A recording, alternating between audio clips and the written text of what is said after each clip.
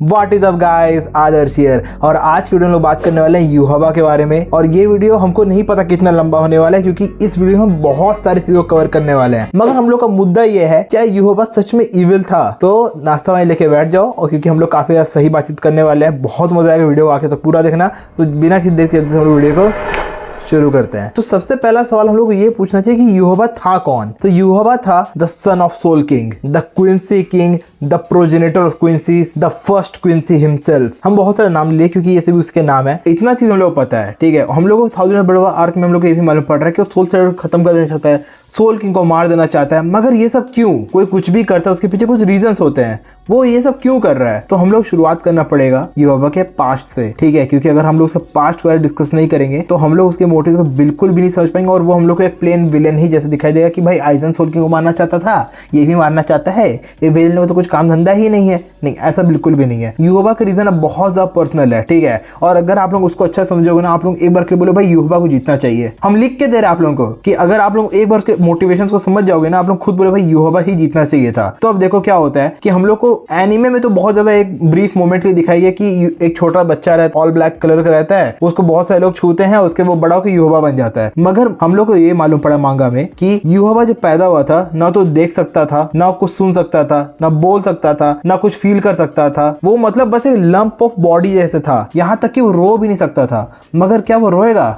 नहीं, उसको डर बिल्कुल भी नहीं था उस समय भी। और उस समय एक बहुत ज़्यादा पेक्यूलियर चीज़ ये हुआ कि जो भी लोग युहबा को छूते थे, मान लो कोई किसी को दिखाई नहीं दे रहा है, तो अगर वो युहबा को छूता था तो उसको अपना आईसाइट वापस मिल जाता था, उसको सबको दिखाई देने लगता था। और इसी तरह जितने भी लोग उसको छूते थे, जिनके पास कोई भी बीमारी हो, कोई भी उनका फिजिकल प्रॉब्लम हो, तो वो सभी उनका हील हो जाता था।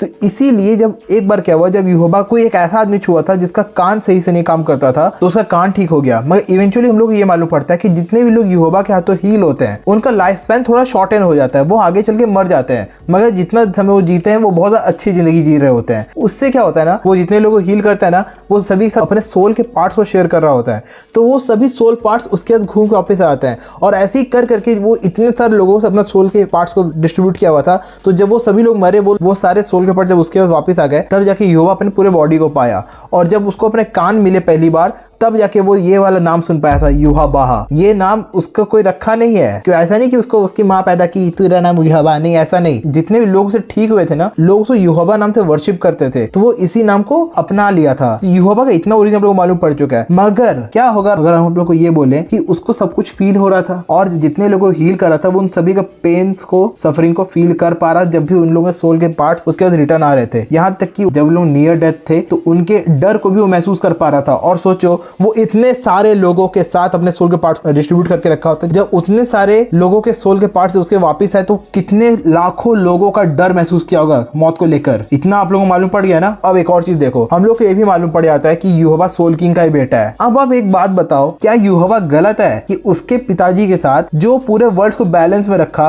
अपने ऊपर लेके सभी वर्ल्ड को अलग किया ताकि सब हार्मनी में रह पाए, उसके साथ सोल सोसाइटी ये हाल किया है कि वो अब जिंदा भी नहीं है, मरा भी नहीं है। अगर आप लोगों को ना पता हो तो सोल किंग क्या किया था, पहले एक ही प्राइमोर्डियल वर्ल्ड था जहां पर डेथ का कॉन्सेप्ट था ही नहीं, सब खाली जी रहे थे। और वहां पे हॉलोज भी एग्जिस्ट करते थे जो जिंदा लोगों को मार के खा जाते थे। जिससे क्या होता था कि यूनिवर्स एक बीइंग को क्रिएट किया, ठीक है, जो था हम लोग सोल किंग, वो उन हॉलोज को मारता था। और जो 5 ग्रेट नोबल फैमिलीज थे वो बोले कि ऐसे कब तक चलेगा, हम लोग पूरे स्टेसिस में आ चुके हैं, हम लोग का कहीं भी कुछ ग्रोथ कहीं से भी नहीं हो रहा है। तब जाके सोल किंग क्या करता है, तीनों वर्ल्ड्स को सेपरेट कर देता है कि हॉलोज अलग वर्ल्ड में रहेंगे, लिविंग बीइंग्स अलग वर्ल्ड में रहेंगे, और इन सभी चीजों को बैलेंस करने के लिए सोल सोसाइटी बनाते हैं जहाँ पे सोल रिपर्स रहेंगे। वो लोग वर्ल्ड्स को बैलेंस में रखेंगे, जो फ्लो ऑफ सोल्स है उनको वो बैलेंस में लाएंगे। मगर सोल रिपर्स क्या करते हैं उसके साथ? हाँ, जो 5 ग्रेट नोबल फैमिलीज हैं, जिसमें हम लोग सबसे पहले आता है शिबा क्लैन, जहां पर से इशिन इचिगो ये लोग बिलोंग करते हैं। फिर आता है हम लोग का शिहोइन क्लैन, जहां से हिरोइची है। और उसके बाद हम लोग का आता है कुचिकी क्लैन, जहां से बैकुया है। और चौथा हम लोग का है सुनियाशिरो क्लैन, जहां से टोकिनाडो सुनियाशिरो आता है। हाँ, ये can't fear your own world का ये कैरेक्टर है, और इसके ऊपर भी वीडियो लाएंगे हम जल्दी ही। लाइक मारो भाई, जल्दी आएंगे वीडियो, चिंता क्यों है। मगर 5वां रॉयल फैमिली के बारे में हम लोग को बताया नहीं गया है,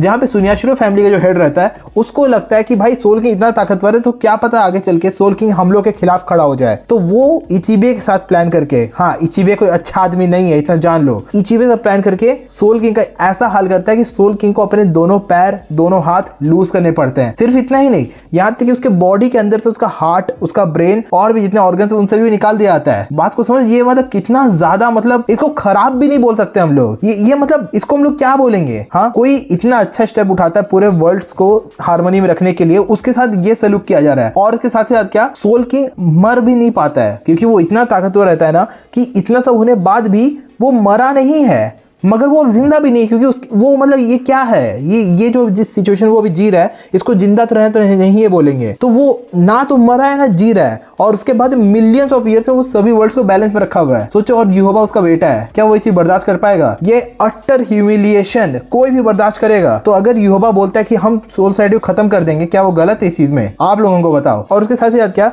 अगर वो बोल रहा है सोल किंग को मार के उसके ह्यूमिलिएशन से फ्री करना चाहता है, क्या वो गलत है इस चीज में? मानते हैं कि वो बहुत सारी इविल चीजें करता है, मगर उसका इंटेंशन है, क्या वो गलत है? सबसे ऊपर में क्या, वो क्या होता है, वो जब सारे वर्ल्ड को कोलैप्स कर देगा, जो नया वर्ल्ड बनेगा वहां पे डेथ एग्जिस्ट ही नहीं करेगा। हम लोग का हेल है, हेल के ऊपर ही नया वाला वर्ल्ड एग्जिस्ट करेगा जहां पे डेथ एग्जिस्ट ही नहीं करेगा। और ये डेथ का जो डर है ये कहां से है, आप लोग खुद गेस करो। आप लोग थोड़े पहले ही बताए थे कि जितने भी लोग मरे थे यहोवा के सोल के साथ, वो उन सभी का सोल यहोवा के पास वापिस आ जाता है। सोचो, वो मिलियंस लोगों के डर को वो भापा हुआ है, और इसी कारण से वो डेथ को ही इरेज कर देना चाहते हैं कि कोई मरेगा ही नहीं, ना मरेगा ना कोई किसी को कुछ चीज का डर होगा, लोग जिएंगे, बिंदास जिएंगे।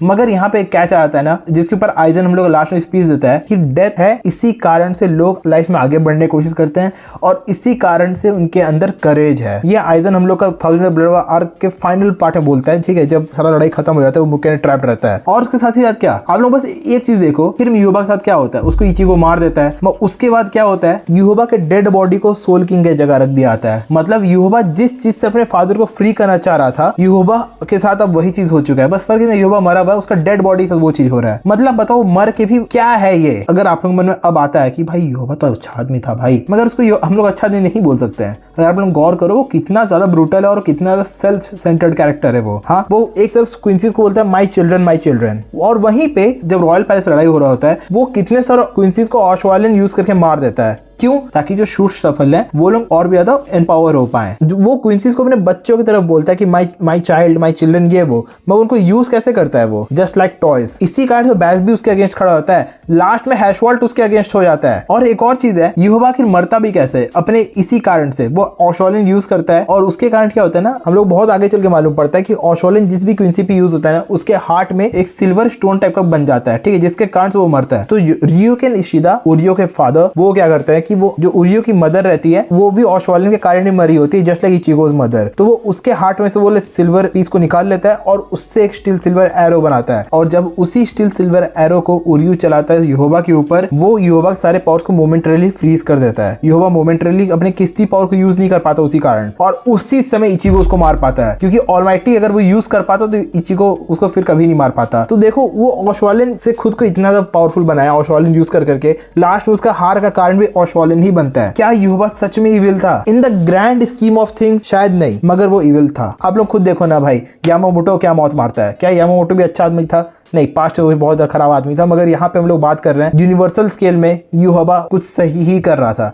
उसके वेज बहुत ज्यादा गलत थे, हम उसको बिल्कुल सही नहीं बोलेंगे। तो आप लोगों को बताना कि आप लोग मेरे से कितना एग्री करते हो, नहीं करते हो, और आपके क्या थॉट्स यहोवा को लेके, हमको ये सभी चीजें नीचे कमेंट्स बताना। और वीडियो को एंजॉय लाइक मारो। अगर इस वीडियो में 200 लाइक्स आते हैं ना, हम आइजन के ऊपर भी एक ऐसा वीडियो बनाने वाले हैं, ठीक है? तो जल्दी से वीडियो लाइक मारो, दबा के शेयर करो दोस्तों के साथ। हम लोग मिलते हैं अगली वीडियो में। Thank you so much for watching, take care, good bye.